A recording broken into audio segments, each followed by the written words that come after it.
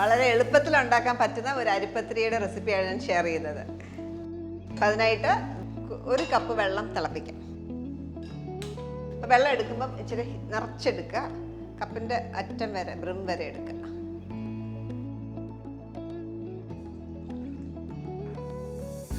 പത്തിരിക്ക് വെള്ളം ചേർക്കുന്ന വളരെ ഇമ്പോർട്ടൻ്റ്. വെള്ളത്തിൻ്റെ അളവ് കൂടിയാലും കുറഞ്ഞാലും ഒക്കെ പത്തിരി ശരിയാവാണ്ട് വരും. അപ്പോൾ എപ്പോഴും നമ്മളിപ്പോൾ പാക്കറ്റ് പൊടിയാണ് ഉപയോഗിക്കുന്നെങ്കിൽ ആ പാക്കറ്റ് ഇൻസ്ട്രക്ഷൻസ് എപ്പോഴും വായിക്കുക. ചില പത്തിരിയുടെ പാക്കറ്റിൽ 1 കപ്പായിരിക്കും, 1 കപ്പിന് 1 കപ്പ് തന്നെ പൊടിയായിരിക്കും. ചിലതിനകത്ത് 1.5 പറയാറുണ്ട്, 1.25 പറയാറുണ്ട്. അപ്പോൾ എപ്പോഴും പാക്കറ്റ് ഇൻസ്ട്രക്ഷൻസ് ഫോളോ ചെയ്യാം. നമ്മുടെ വീടുകളിൽ ഉണ്ടാക്കി പൊടിപ്പിക്കുന്ന പൊടിയാണെങ്കിൽ എപ്പോഴും അത് നമ്മൾ ഉപയോഗിച്ച് നമുക്ക് മനസ്സിലാവും എത്ര വേണം എന്നുള്ളത്. വെള്ളം തിളയ്ക്കാൻ തുടങ്ങിയിട്ടുണ്ട്. ഇതിലേക്ക് നമുക്ക് ആവശ്യത്തിന് ഉപ്പ് ചേർക്കാം. ഞാനൊരു 1/2 ടീസ്പൂൺ ഉപ്പാണ് ചേർക്കുന്നത്. കൂടാതെ കുറച്ച് വെളിച്ചെണ്ണയും കൂടെ ചേർക്കാം. വെളിച്ചെണ്ണയോ നെയ്യോ ചേർക്കാം. ഞാൻ വെളിച്ചെണ്ണയാണ് ചേർക്കുന്നത്. 2 ടീസ്പൂൺ വെളിച്ചെണ്ണയും കൂടെ ചേർക്കാം. വെള്ളം വെട്ടി തിളയ്ക്കാൻ തുടങ്ങുമ്പോൾ തീ ഏറ്റവും ലോ ഫ്ലെയിമിലാക്കുക. ഇവിടെ 1 കപ്പ് പൊടിയാണ് എടുത്തേക്കുന്നത്. ആ 1 കപ്പ് പൊടി ഫുള്ളായിട്ടിനകത്തേക്ക് ഇടുക. നന്നായിട്ടൊന്ന് മിക്സ് ചെയ്യുക. ഫ്ലെയിം ലോവിൽ തന്നെയാണ് കിടക്കുന്നത്. ഈ ഫ്ലെയിം ഓഫ് ചെയ്യുക. ആ വെള്ളം അത്യാവശ്യം പറ്റി കഴിയുമ്പോൾ ഓഫ് ചെയ്യുക. നന്നായിട്ട് മിക്സ് ചെയ്യുക. കട്ട കെട്ടാണ്ട് നോക്കുക. നന്നായിട്ട് കമ്പൈൻഡായി, ഒട്ടും കട്ട ഇല്ലാണ്ട് സ്മൂത്തായി. ഇനി ഇത് അടച്ച് ഒരു 5 മിനിറ്റ് മാറ്റി വെക്കാം.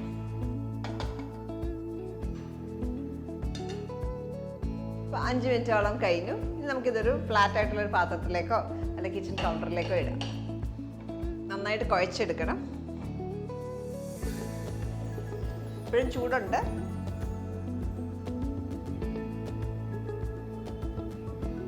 ഇപ്പോൾ ഒരു ബൗളിൽ കുറച്ച് വെള്ളം വെക്കുക. കൈയൊന്ന് നനച്ച ശേഷം നന്നായിട്ട് കുഴച്ചെടുക്കുക. ആ ചൂട് അല്ലെങ്കിൽ നമുക്ക് ഭയങ്കര താങ്ങാനാവാത്ത ചൂടായിരിക്കും. അത് അവോയ്ഡ് ചെയ്യാനായിട്ടാണ് ചെറുതായിട്ട് നനച്ചിട്ട് കുഴയ്ക്കുക. ഈ കുഴയ്ക്കലിലാണ് പത്തിരിക്ക് നല്ല മയം കിട്ടുക. അപ്പോൾ നന്നായിട്ട് കുഴയ്ക്കുക. ഭയങ്കര ചൂട് തോന്നുമ്പോൾ മാത്രം കൈ ഒന്ന് നനച്ചെടുക്കുക. അല്ലെങ്കിൽ കയ്യിൽ ഇച്ചിരി നെയ്യ് തൂത്തിട്ട് വേണമെങ്കിലും ചെയ്യാം.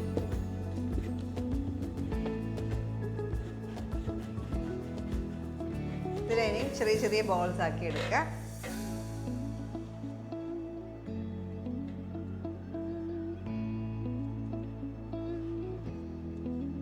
ഞാൻ 11 ഉരുളയായിട്ട് ഡിവൈഡ് ചെയ്തു. ഞാൻ ഓരോന്ന് നന്നായിട്ട് ഷേപ്പ് ചെയ്യാം. എപ്പോഴും ഒന്നുകിൽ നമ്മളൊരു പാത്രത്തിൽ അടച്ചു വെക്കുക, അല്ലെങ്കിൽ ഒരു ക്ലോത്ത് വെച്ച് കവർ ചെയ്ത് വെക്കുക. പെട്ടെന്ന് ഇത് ഡ്രൈ ആവും. പുറമെ പെട്ടെന്ന് ഉണങ്ങും അരി ആയതുകൊണ്ട്.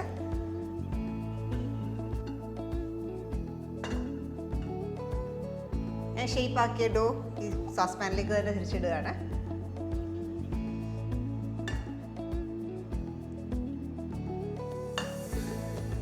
പത്തിരിക്ക് ഉള്ളത് നമ്മളിവിടെ ഷേപ്പ് ചെയ്ത് മാറ്റി വെച്ചിട്ടുണ്ട്. അടുത്തായിട്ട് നമുക്കിത് പരത്തിയെടുക്കണം. 2 രീതി ചെയ്യാൻ. നമ്മൾ സാധാരണ ചപ്പാത്തിക്ക് പരത്തുന്ന പോലെ പരത്തിയെടുക്കാം, അല്ലെങ്കിൽ പത്തിരി പ്രസ് വെച്ചിട്ട് നന്നായിട്ട് പ്രസ് ചെയ്തെടുക്കാം. ഞാൻ ഉപയോഗിക്കുന്ന പത്തിരി പ്രസ്സിലാണ് ഉണ്ടാക്കുന്നത്. പത്തിരി പ്രസ് എന്നോ പൂരി പ്രസ് എന്നൊക്കെ പറയും. ഇതാണ് ഉപയോഗിക്കുന്നത്. അപ്പോൾ ഒന്നെങ്കിൽ നമ്മൾ പത്തിരി ഉണ്ടാക്കുമ്പോൾ തന്നെ ചുട്ടെടുക്കാം, അല്ലെങ്കിൽ പരത്തി മാറ്റി വെക്കാം. ഞാൻ ഇവിടെ ഉപയോഗിക്കുന്ന 2 ഓയിൽ പ്ലാസ്റ്റിക് ഷീറ്റാണ്. പ്ലാസ്റ്റിക് ഷീറ്റോ അല്ലെങ്കിൽ പാച്ച്മെൻറ്റ് പേപ്പറോ ഇലയോ വാഴയിലൊക്കെ ഉണ്ടെങ്കിൽ വാഴയില ബെസ്റ്റാണ്, അത് ഉപയോഗിക്കാം.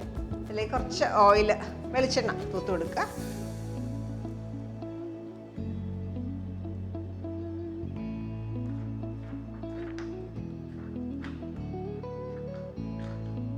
പ്രസ് ചെയ്തെടുക്കുക.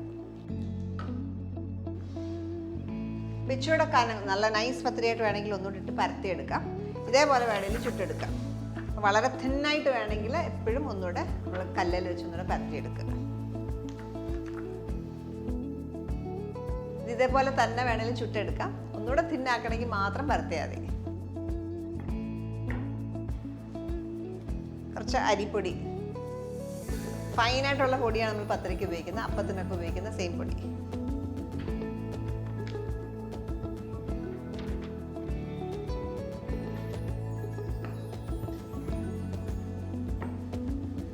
എല്ലായിടത്തും ഒരേ തിക്നെസ് വരാൻ ശ്രദ്ധിക്കുക. ഇപ്പം സൈഡ്സ് ഇപ്പം ഇങ്ങനെയാണല്ലോ ഇരിക്കുന്നത്. ഇത് വേണം നിങ്ങൾക്ക് കട്ടർ വെച്ചിട്ട് കട്ട് ചെയ്ത് നീറ്റാക്കാം വേണമെങ്കിൽ. ഇച്ചിരി പൊടി ഡസ്റ്റ് ചെയ്തിട്ട് ഇതിലേക്ക് ഇട്ട് വെക്കാം. എപ്പോഴും നല്ല അപ്പം പെട്ടെന്ന് ചുട്ടെടുക്കുന്നതാണ് നല്ലത്. ഈ ഒരു പ്രോസസ്സ് റിപ്പീറ്റ് ചെയ്യാം.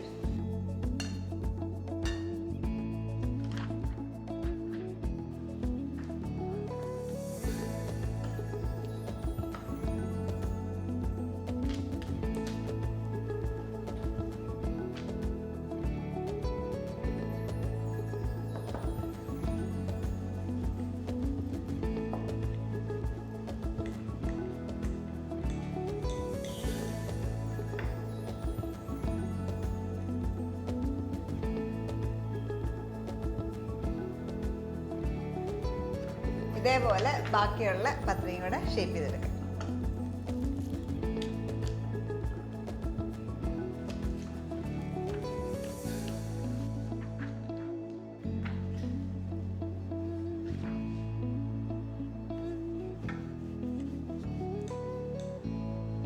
വളരെ നൈസായിട്ട് ഇപ്പോൾ പരത്തേക്കുന്നത് കണ്ട, എൻ്റെ കൈ ഫിംഗേഴ്സ് കാണാൻ കുറയില്ല.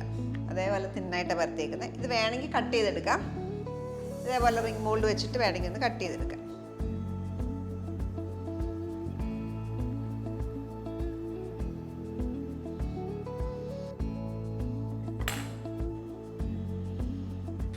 ഇതേപോലെ സ്മൂത്തായിട്ട് കിട്ടും. ഇങ്ങനെയും ചെയ്യാം. അപ്പം ഇത് വേസ്റ്റേജ് വരത്തില്ല. ഇത് നമുക്ക് ഒന്നുകൂടെ ഉരുട്ടി ബാക്കിയുള്ള എല്ലാം കൂടെ വെച്ചിട്ട് ഷേപ്പ് ചെയ്തെടുക്കാം.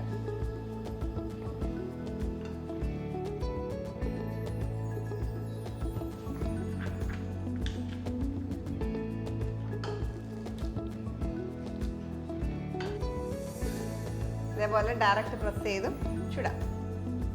അടുത്തായിട്ട് നമുക്ക് ചുട്ടെടുക്കാനായിട്ട് ഒരു തവ ചൂടാക്കാം. എപ്പോഴും ഇത് ഒരു വെറ്റ് ക്ലോത്ത് വെച്ച് കവർ ചെയ്തിടുക, അല്ല എന്തെങ്കിലും വെച്ചിട്ട് കവർ ചെയ്തിടുക.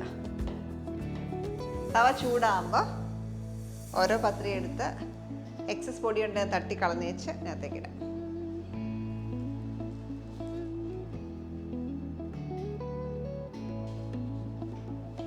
ഇതേപോലെ പൊങ്ങി വരണം നന്നായിട്ട്.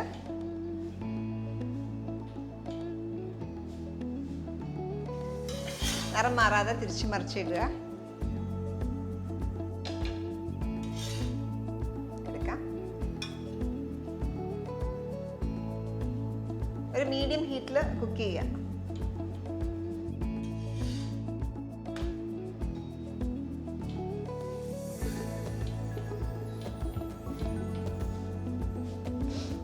ഇതേപോലെ പൊങ്ങി വന്നു കഴിഞ്ഞാൽ നല്ല സോഫ്റ്റ് ആയിരിക്കും പത്തിരി.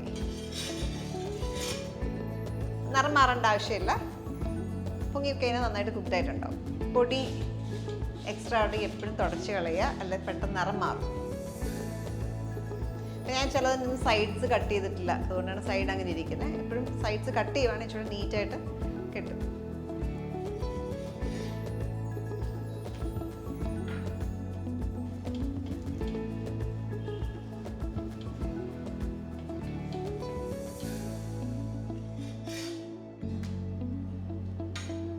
ഇപ്പോൾ നമ്മൾ പരത്താതെ ഡയറക്റ്റ് ഇടുന്നതാണ്. അങ്ങനെ വേണമെങ്കിലും ഇടാം.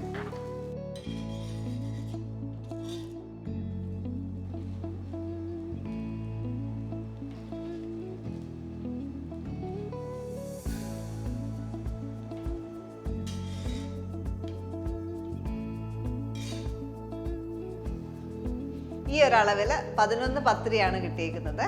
ഈ ഒരു സൈസിലാണ്. നമ്മൾ ചെറിയ സൈസിലാണ് പത്രി ഉണ്ടാക്കിയിരിക്കുന്നത്. എല്ലാ പത്രിയും തന്നെ നന്നായിട്ട് പൊങ്ങി. അപ്പം അതുകൊണ്ട് തന്നെ നല്ല സോഫ്റ്റ് ആയിട്ടിരിക്കും. അപ്പോൾ എപ്പോഴും പത്രി സെർവ് ചെയ്യുന്നതിന് മുമ്പ്, നമ്മൾ നേരത്തെയൊക്കെ ഉണ്ടാക്കി വെക്കുകയാണെങ്കിൽ സെർവ് ചെയ്യുന്നതിന് മുമ്പ് ഒന്ന് തേങ്ങാപ്പാലിലൊന്ന് ഡിപ്പ് ചെയ്തിട്ട് എടുക്കുകയാണെങ്കിൽ ഒന്നുകൂടെ നല്ല മയമായിരിക്കും. അപ്പോൾ നോക്കിക്കഴിഞ്ഞാൽ എല്ലാം നന്നായിട്ട് പൊങ്ങിയോണ്ട് തന്നെ നല്ല സോഫ്റ്റ് പത്രിയാണ്. ലേസ് കാണാമല്ലോ, കണ്ട പൊങ്ങിയിരിക്കുന്നതുകൊണ്ട് ഇതേപോലെ ലേസ് കാണാം. അപ്പോൾ നല്ല സോഫ്റ്റ് ആയിട്ടിരിക്കും. അപ്പോൾ ഇതിൻ്റെ ഏറ്റവും നല്ല കോമ്പിനേഷൻ എന്ന് പറഞ്ഞാൽ തേങ്ങ വറുത്തരച്ച കറികൾ അല്ലെങ്കിൽ തേങ്ങാപ്പാൽ ചേർത്ത കറികളൊക്കെ എക്സലൻറ്റ് കോമ്പിനേഷനാണ്. ഈ ഒരു റെസിപ്പി നിങ്ങളെല്ലാവരും ട്രൈ ഔട്ട് ചെയ്ത് നോക്കുക. നിങ്ങൾക്ക് ബ്രേക്ക്ഫാസ്റ്റിനോ ഡിന്നറിനോ ഒക്കെ സെർവ് ചെയ്യാൻ പറ്റിയൊരു ഓപ്ഷനാണ്. നല്ല റെസിപ്പീസിൽ നമുക്ക് വീണ്ടും കാണാം.